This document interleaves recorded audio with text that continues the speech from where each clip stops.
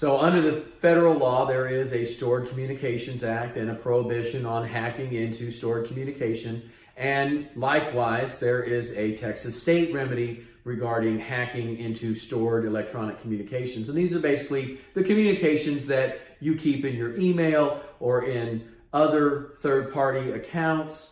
Many people use Facebook Messenger, Instagram Messenger, mail services through any number of social media sites, Twitter, etc. And these are stored electronic communications. Now, there's different issues that arise when those communications are in the hands of third parties, because you may or may not have privacy rights with Facebook, and Facebook may be subject to subpoena or other requests through just normal discovery routes, and that wouldn't be a hack that would trigger a stored communications violations. However, if it is a hack, that does trigger a stored communications violation, and there are civil and criminal penalties for that kind of information interception.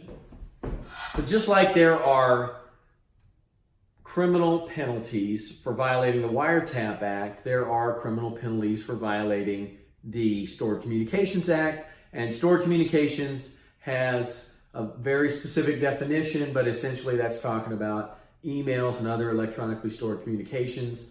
Not going to get into all the minutiae about those definitions, but that's what it means. There are criminal penalties for that, and again, whether the federal government is going to focus in on that, I would imagine would require, like, who is the victim, an analysis of who is the victim, was it industrial espionage, was it political espionage, and what was the attempted gain to get out of that. And many of you are familiar in this day and age with WikiLeaks and the espionage that entity has engaged in. Whether you want to call it espionage or news reporting, doesn't matter. They have been the beneficiary of illegally obtained messages and communications from any number of sources over the years, which is how they get their big scoop, or over the years, the scoops that they have delivered in the news media.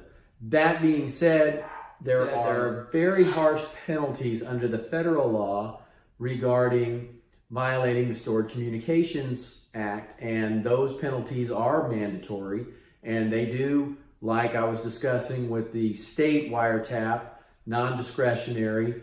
These are non-discretionary remedies that under the federal law, if there's a violation of stored communications, in other words, an email hack or something along those lines, it does entitle the party whose rights were violated an injunctions that can be enforced through the court's contempt power, meaning the interceptor, the hacker, can be jailed, and other civil penalties in addition to that injunction, which include money damages, consequential damages arising from the injury, and things of that nature.